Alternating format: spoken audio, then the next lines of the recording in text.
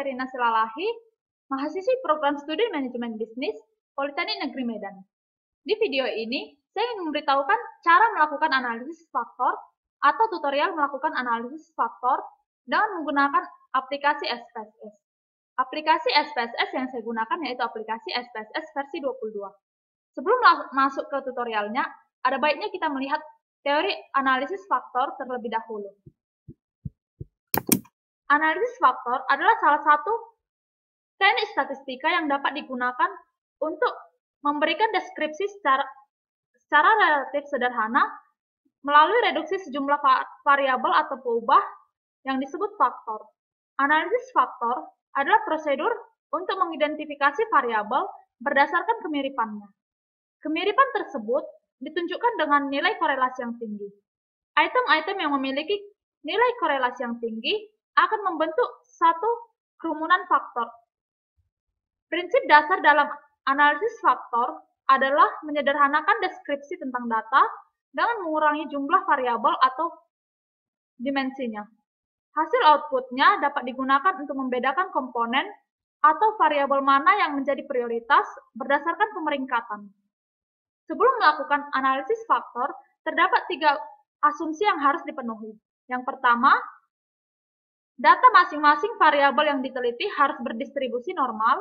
Yang kedua, nilai Kaiser-Meyer-Olkin Measure of Sampling Adequacy atau KMO-MSA lebih besar dari 0,50 dan nilai Bartlett's Test of Separity atau SIC lebih kecil dari 0,05. Yang ketiga, ada hubungan atau korelasi yang kuat antar variabel, yang ditandai dengan nilai anti-image correlation antar variabel lebih besar dari 0,50. Nah, selanjutnya kita masuk ke contoh kasusnya, yaitu di sini sudah ada analisis faktor kepuasan pelanggan terhadap layanan GrabBike. Di sini sudah ada tabulasi data hasil kuesionernya dengan responden sebanyak 25 dan 7 variabel. Variabel pertama yaitu keselamatan, variabel kedua yaitu ketepatan waktu, variabel ketiga yaitu harga, variabel keempat yaitu pelayanan, variabel kelima yaitu keramahan, variabel keenam yaitu kelayakan kendaraan, variabel ketujuh yaitu promo. Data ini saya pindahkan ke Word dan kita juga akan pindahkan ke SPSS nantinya. Nah, skala pengukuran sikap yang digunakan dalam kuesioner ini yaitu skala diferensial semantik, yaitu skala untuk mengukur sikap, tetapi bentuknya bukan checklist maupun pilihan ganda, tetapi tersusun dalam satu garis kontinum, di mana jawaban yang sangat positif terletak di bagian kanan garis, dan jawaban yang sangat negatif terletak di bagian kiri garis, ataupun sebaliknya. Data yang diperoleh dengan pengukuran skala semantik diferensial adalah data interval. Skala bentuk ini biasanya digunakan untuk mengukur sikap atau karakteristik tertentu yang dimiliki seseorang. Nah, ini tabulasinya ini dari tabulasi data yang tadi saya pindahkan untuk memudahkan dalam penjelasan analisisnya nanti. Nah, kita masuk ke analisisnya.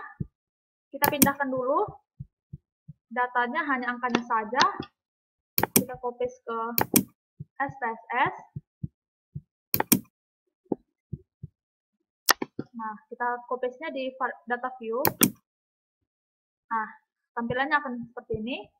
Nah, kita masuk ke variable view untuk mengganti beberapa kolom. Nah, di sini yang kita ganti ini ada 4 kolom. Variable view-nya kita ganti dulu namanya menjadi P1 sampai P7.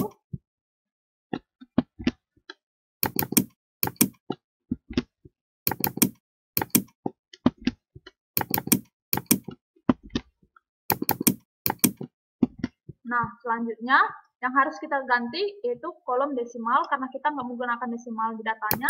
Nah, kita hilangkan desimalnya menjadi 0 di semua variabel.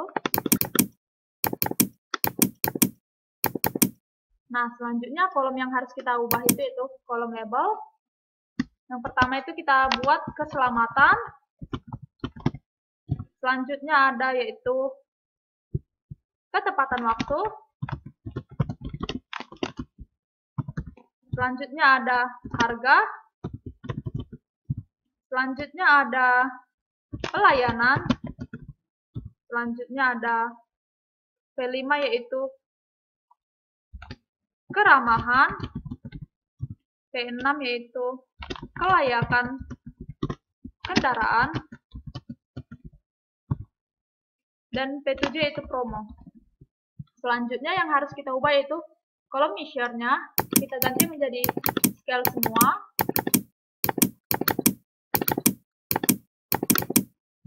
Nah, selanjutnya kita kembali ke data view. Nah, tampilannya akan seperti ini. Selanjutnya kita analyze. Kita klik analyze.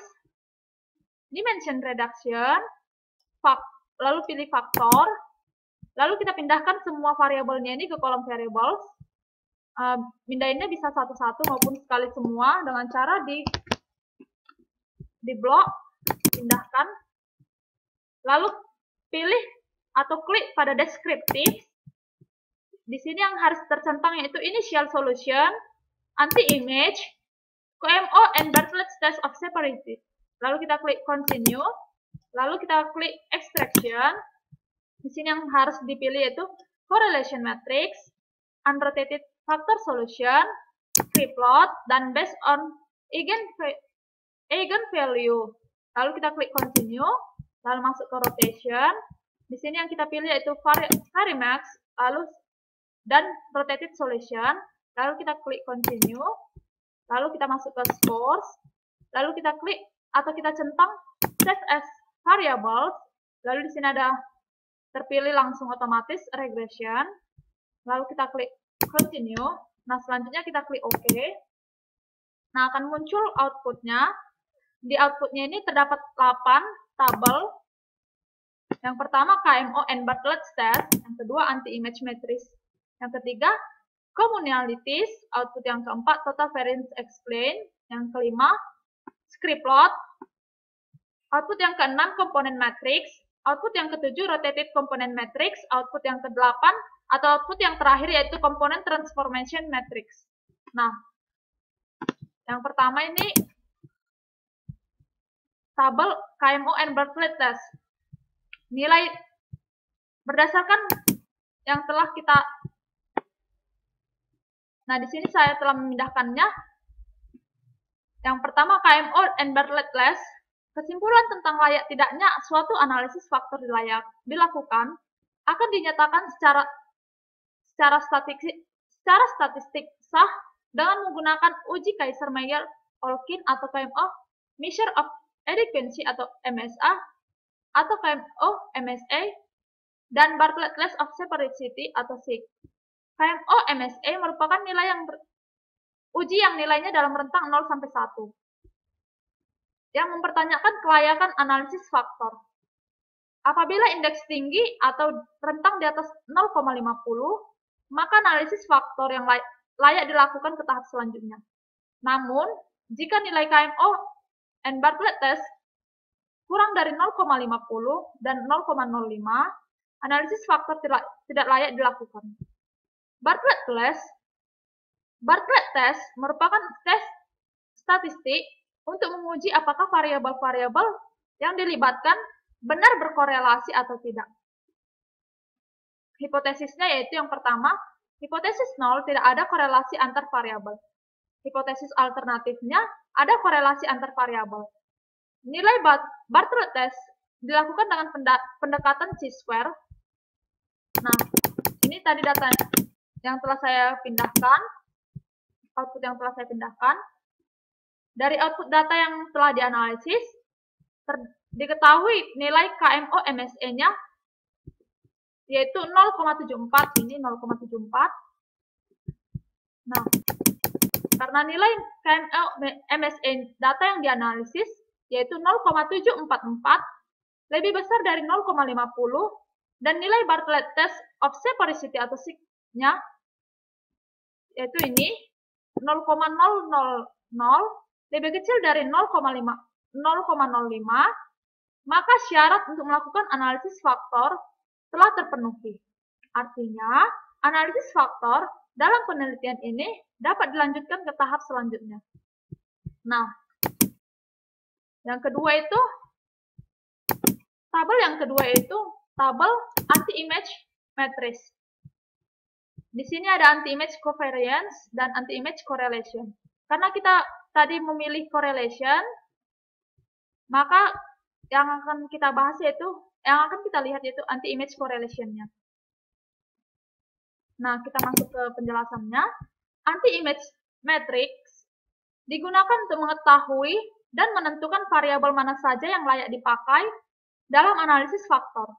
Angka-angka dalam matriks ini menyatakan korelasi parsial antar variabel, yaitu korelasi yang tidak dipengaruhi oleh variabel lain.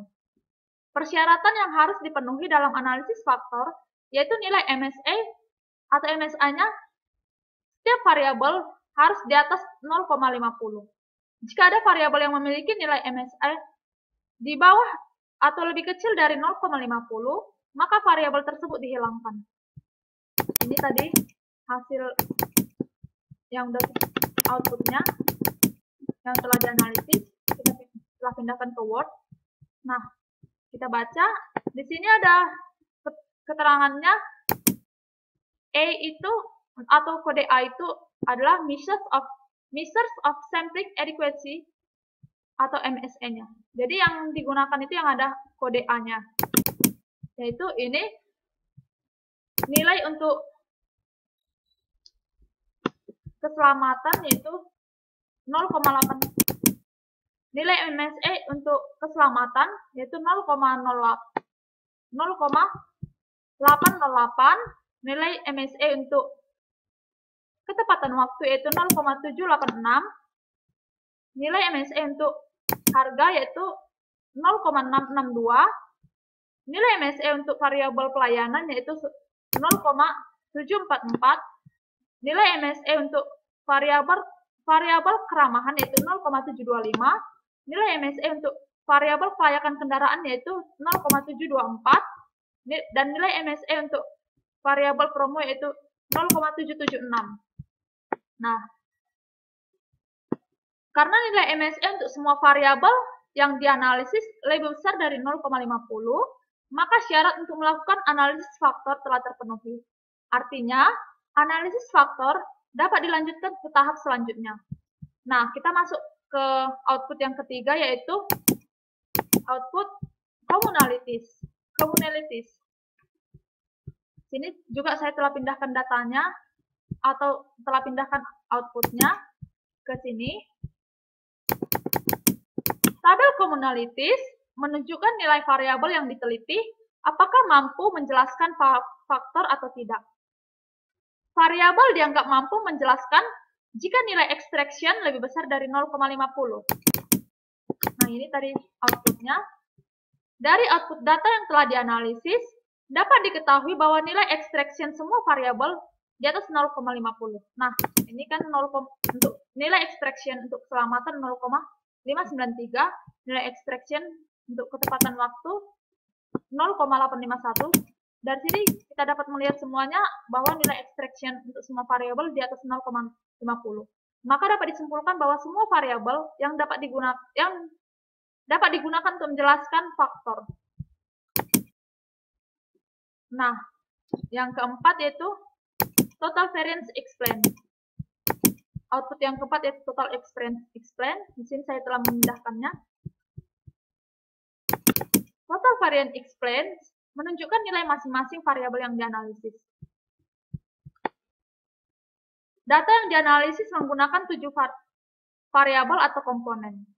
Ada 2 jenis analisis untuk menjelaskan suatu varian, yaitu initial eigenvalues, dan extraction sums of square loadings. Yaitu ini initial eigenvalues, values, dan extraction sums of square loadings. Pada varian initial eigenvalues, values menunjukkan faktor yang terbentuk. Apabila semua faktor dijumlahkan, maka akan menunjukkan jumlah variabel, yaitu 3,136 tambah 2,440 tambah 0,557 ditambah 0,335 ditambah 0,159 ditambah 0,192 ditambah 0,145 itu sama dengan 7 variabel yang menunjukkan jumlah variabelnya. Nah, sedangkan pada bagian extraction, sums of square loadings menunjukkan jumlah variasi atau banyaknya faktor yang dapat terbentuk. Yaitu ini, terdapat 2 faktor yang dapat terbentuk. Berdasarkan output data yang telah dianalisis, pada initial eigenvalues dapat dilihat terdapat 2 variasi faktor yang dapat terbentuk dari 7 variabel yang dianalisis. Ini. Sehingga pada extraction sums of square loadings menunjukkan 2 variasi faktor, yaitu 3,136 dan 2,440. Di mana syarat untuk menjadi sebuah faktor, yaitu nilai eigenvalues harus di atas 1. Nah, karena cuma 2 variabel ini saja yang di atas 1, maka hanya 2 faktor yang terbentuk, variasi faktor yang terbentuk. Nilai eigenvalues komponen 1 sebesar 3,136. Ini. Atau lebih besar dari 1, maka menjadi faktor 1 dan mampu menjelaskan sebesar 44,805%. Ini 44,805% kemampuan menjelaskan variansinya. Sedangkan nilai eigenvalues komponen 2 sebesar 2,440 atau lebih besar dari 1, ini, maka menjadi faktor 2 dan mampu menjelaskan 34,851% variasi. Ini mampu menjelaskan 34,851 variasi. Jika kedua faktor dijumlahkan, maka akan mampu menjelaskan 79,656% variasi. Nilai itu maka akan mampu menjelaskan 79,656% variasi. Nah, selanjutnya output yang kelima, yaitu ada script plot. Script plot ini dia bentuknya diagram, kayak diagram pencar gitu. Nah, gambar script plot juga dapat mampu menunjukkan jumlah variasi faktor yang terbentuk. Dari gambar script plot di atas, dapat dilihat bahwa ada 2 variasi faktor yang dapat terbentuk karena hanya 2 variasi yang memiliki nilai eigenvalues sebesar di atas 1 atau lebih dari 1. Yaitu ini, titik ini, dan titik yang ini di atas 1. Nah, jika kita tarik garis ke samping, maka hanya 2 variasi faktor yang dapat terbentuk. Sementara yang lainnya karena di bawah 1, maka tidak dapat menjadi faktor. Nah, selanjutnya output komponen matriks. Output komponen matriks menunjukkan nilai korelasi atau hubungan antar masing-masing variabel dengan faktor yang akan terbentuk.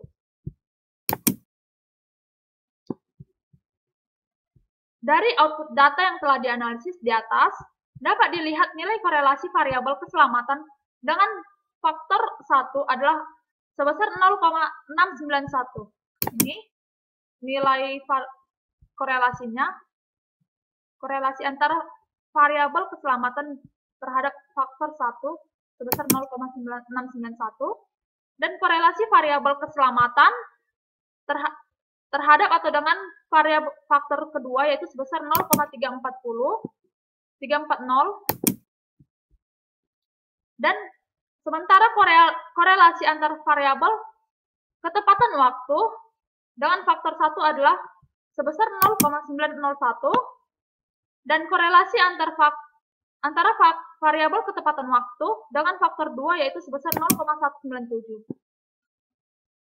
Nah, cara memaknai korelasi antar variabel harga hingga variabel promo terhadap faktor 1 dan faktor 2 sama dengan memaknai korelasi antar variabel keselamatan terhadap faktor 1 dan faktor 2. Begitu juga dengan variabel ketepatan waktu terhadap faktor 1 dan faktor 2. Nah, selanjutnya output yang ketujuh ada rotated component matrix. Ini rotated component matrix. Nah, di sini extraction methodnya yaitu menggunakan prinsipal component analysis rotation methodnya Varimax with Kaiser normalization. Untuk memastikan suatu variabel masuk ke dalam kelompok faktor mana, maka dapat ditentukan dengan melihat nilai korelasi terbesar antara variabel dengan faktor atau komponen yang terbentuk. Berdasarkan output data yang telah dianalisis, maka didapatlah penjelasan sebagai berikut. Yaitu variabel pertama yaitu variabel keselamatan. Nilai korelasi variabel keselamatan terhadap atau dengan faktor 1 yaitu sebesar 0,770 dan terhadap faktor 2 yaitu sebesar 0,026. Karena nilai korelasi faktor 1 lebih besar dari faktor 2, maka variabel keselamatan termasuk kelompok faktor 1.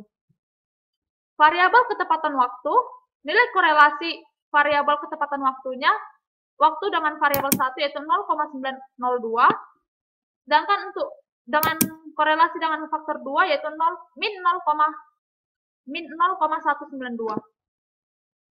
Karena nilai korelasi faktor 1 lebih besar dibandingkan faktor 2, maka variabel ketepatan waktu termasuk ke dalam kelompok faktor 1. Nah, selanjutnya nilai variabel korelasi variabel harga untuk dengan faktor 1 yaitu sebesar 0,117, sedangkan korelasi antara harga dengan faktor kedua sebesar 0,923. Karena nilai korelasi faktor 1 lebih kecil dari nilai korelasi faktor 2 atau faktor 2 lebih kecil, nilai korelasi faktor 2 lebih besar dari nilai korelasi faktor 1, maka variabel harga termasuk ke dalam kelompok faktor 2. Selanjutnya, nilai korelasi variabel pelayanan dengan faktor 1 yaitu sebesar min 0,018 dan dengan nilai korelasi faktor pelayanan dengan faktor 2 atau komponen 2 itu sebesar 0,930. Karena nilai korelasi variabel pelayanan terhadap komponen 2 lebih besar dari nilai korelasi pelayanan terhadap komponen 1, maka variabel pelayanan termasuk ke dalam kelompok faktor 2. Nilai korelasi variabel keramahan terhadap atau dengan komponen 1 yaitu sebesar 0,228, sedangkan dengan komponen 2 korelasi keramahan dengan komponen 2 yaitu sebesar 0,892, maka karena nilai korelasi faktor 1 lebih kecil dari nilai korelasi faktor 2 atau nilai korelasi faktor 2 lebih besar dari nilai korelasi faktor 1, maka variabel keramahan termasuk ke dalam kelompok faktor 2. Nilai korelasi variabel kelayakan kendaraan dengan faktor 1 atau komponen 1 yaitu 0,901, sedangkan nilai korelasi variabel kelayakan kendaraan dengan komponen 2 atau faktor 2 yaitu sebesar 0,060. Karena nilai korelasi faktor 1 lebih besar dari nilai korelasi faktor 2, maka variabel kelayakan kendaraan termasuk ke dalam kelompok faktor 1. Nilai korelasi variabel promo dengan komponen 1 yaitu sebesar 0,857, Sedangkan nilai korelasi promo dengan komponen 2 yaitu sebesar min 0,059 karena nilai korelasi variabel promo dengan komponen 1 lebih besar dari nilai korelasi variabel promo dengan komponen 2, maka variabel promo termasuk ke dalam kelompok komponen 1. Dengan demikian dapat dikelompokkan menjadi faktor 1 itu terdiri atas variabel keselamatan, ketepatan waktu, kelayakan kendaraan, dan promo. Sedangkan faktor 2 variabel yang termasuk yaitu harga, pelayanan, dan keramahan. Nah, selanjutnya itu kita masuk ke output yang ke-8 atau output yang terakhir. Yaitu output yang terakhir ada komponen transformation matrix.